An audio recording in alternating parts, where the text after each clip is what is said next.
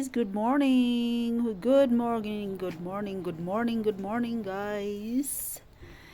Ito po ay saging na galing po sa mismong bakuran namin. Papakita ko po sa inyo kung saan ito galing. Ayan po guys, tingnan nyo po kung saan ito galing. Diyan po yan sa bakuran namin, sa baba ng aming munting tahanan.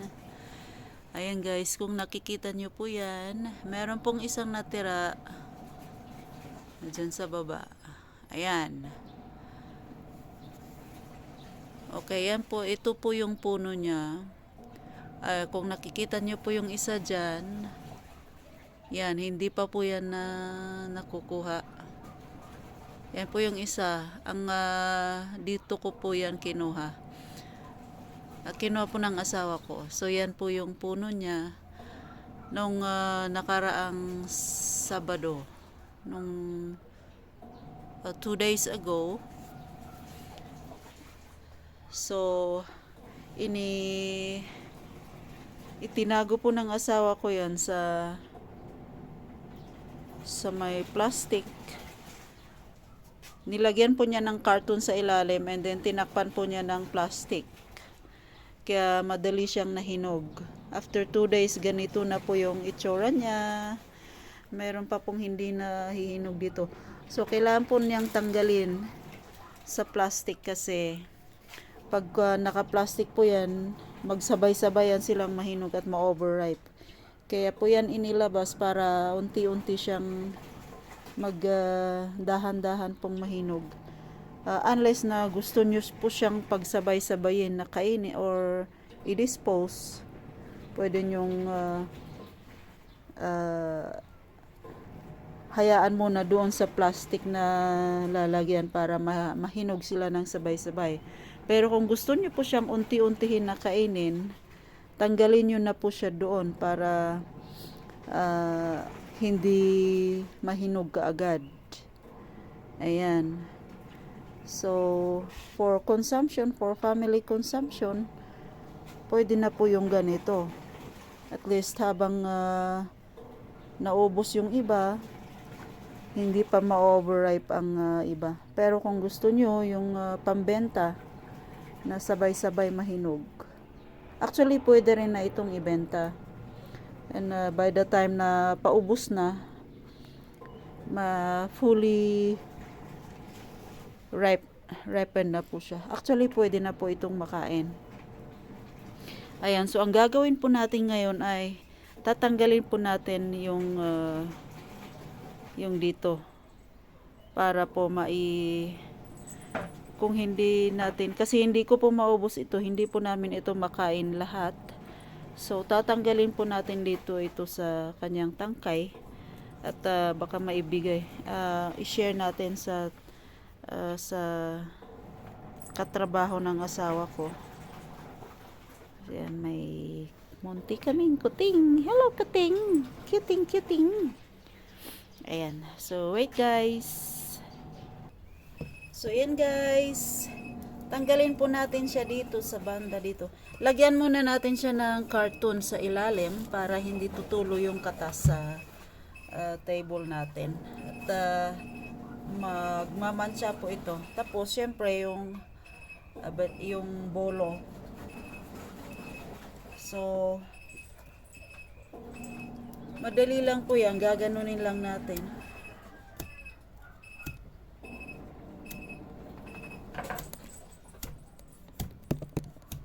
Uh-oh. Umuuga.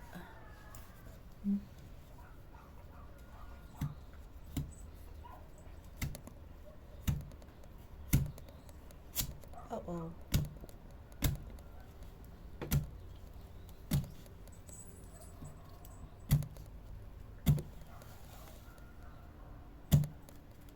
Habang ako ay naglalaba, gagawin ko ito. Ayan.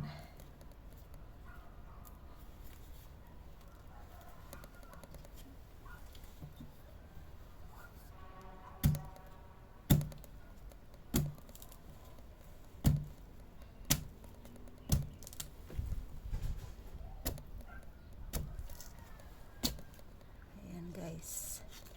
Oopsie. Hulog. Ay, So, hindi po pwedeng mahulog kasi yung hinog na siya at hindi siya pwedeng masira. So, next time, dahan-dahan tayo. Ito namang second.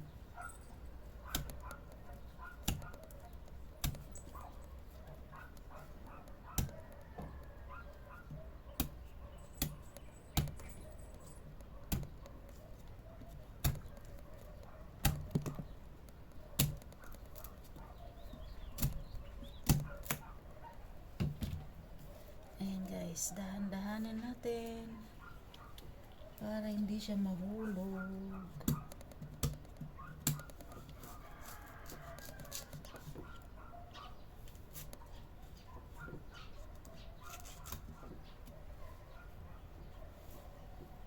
Sharon.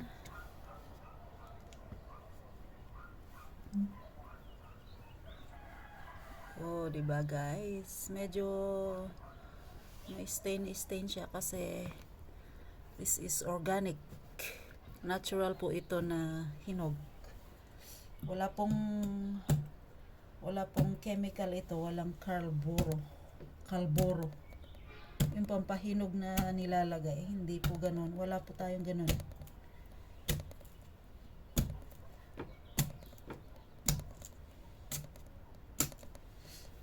Organic po tayo dito sa ating bakuran. O, diba guys? Yan. Patong natin dito.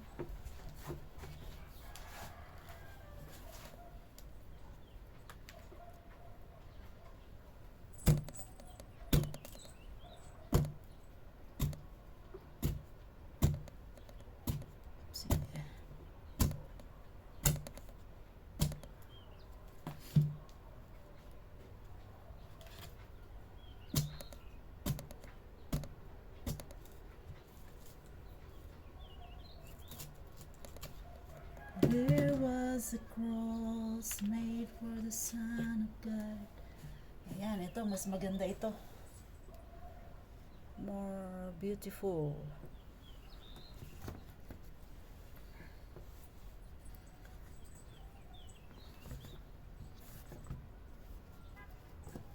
So beautiful in white.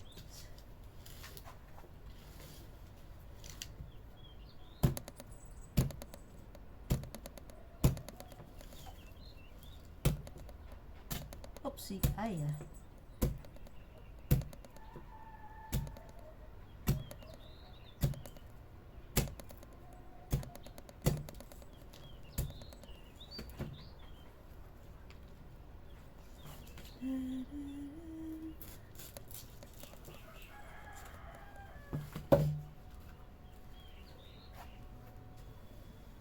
Ayan guys. Yuhuu.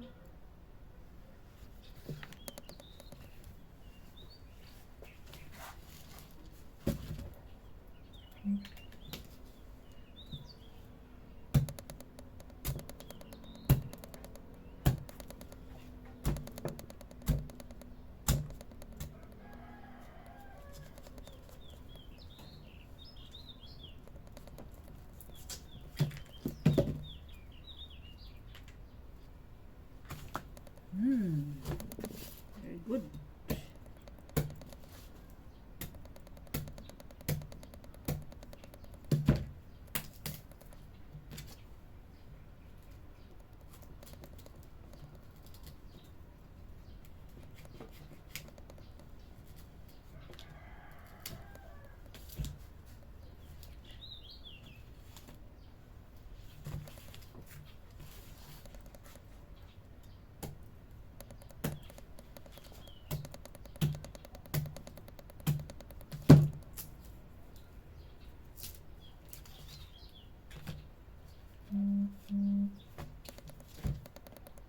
Ayan pa dito.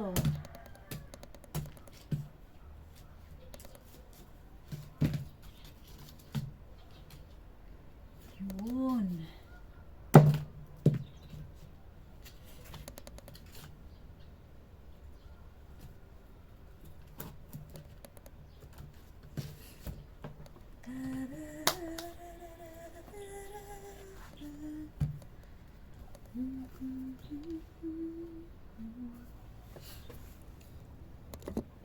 So, yan po lahat yan, guys. These are the bananas we did. So, gaganyanin natin. Well, medyo ano siya. Ito po yung saging na manipis lang yung balat. Hindi kagaya nung dipig na ang kapal-kapal ng balat.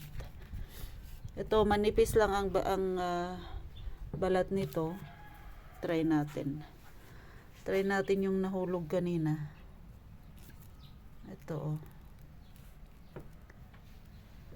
Yan. Manipis lang yung ano niya, yung balat niya.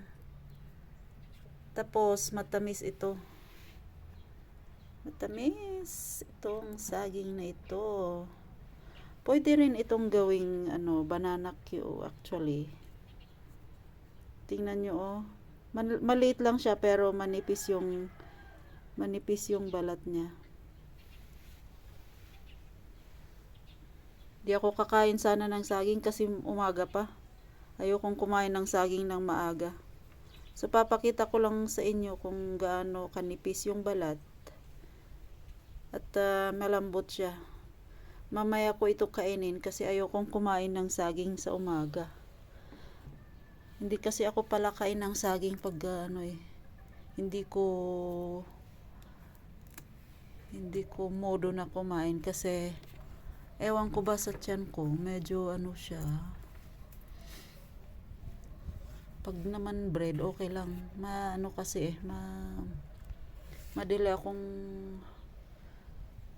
Madaling masira yung appetite ko sa saging. So yan guys. Let's fix it like that. And then we'll make some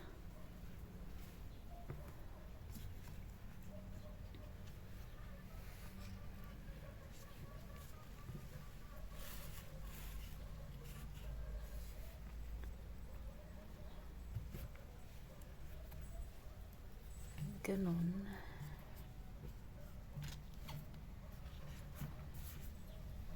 Ganon yan inaayos ng mga nagbebenta ng saging. Hindi naman, ako lang. Ako lang naman ang naggaganito.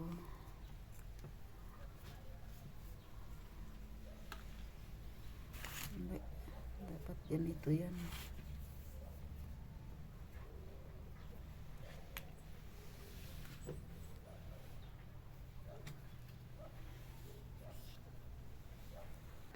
So, ayan guys, inayos ko po yan sa pagkasunod-sunod. Ito po yung pinakadulo niya.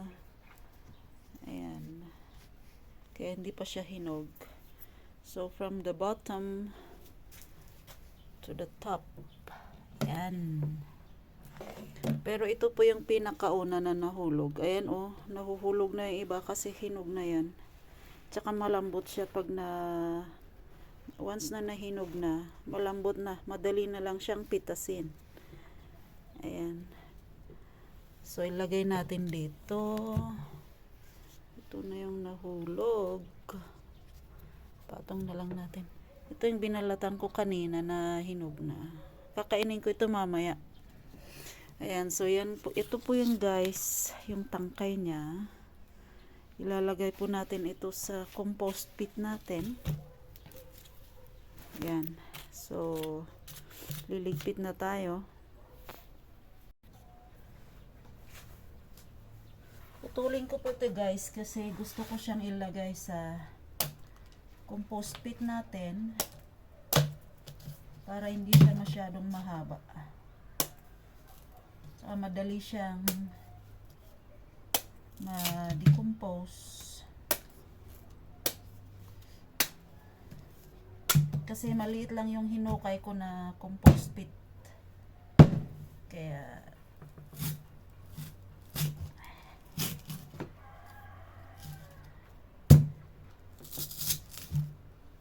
gawin natin siyang maliliit.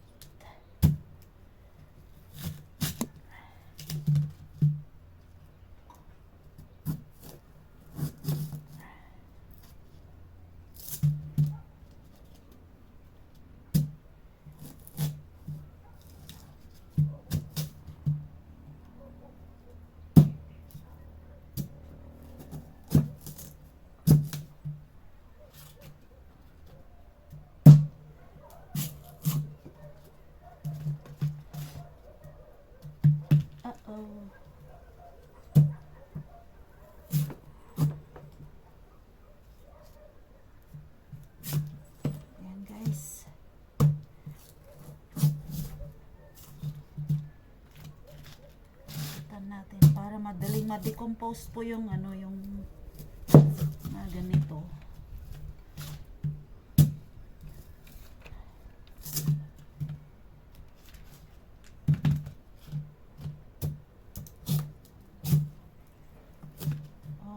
Okay.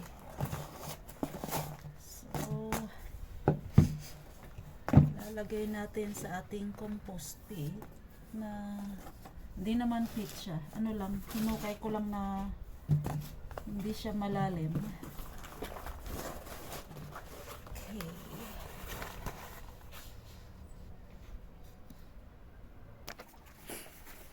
Ito po yung basurahan na ginawa ng asawa ko. Ayan, tinakpan niya kasi daming mga, ayoko kasi yung sinusunog yung mga basura.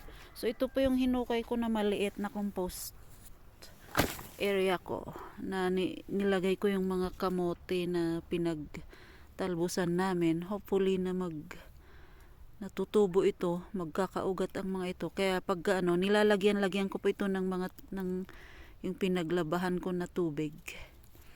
Gusto ko siyang gawing mas malalim. So for now, ito na lang muna. Para pag may na-compost, kukunin ko din naman.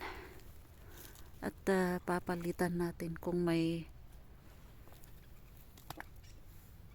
mga basura pa tayong may ano. Ayan. So ilalagay po natin itong tangkay ng saging. Ayan guys. Tapos wag nang tabunan ng tubig, ay ng lupa, kasi hindi naman siya malalim, mababaw lang siya. Just enough na hindi magkalat yung mga nilalagay nating mga biodegradable. Ayan. Meron din po akong washing machine na actually spinner ito eh. Ay hindi. Washing machine na maliit. Yung washing machine namin noon na nasira. Tinamnan ko po siya ng ganyan.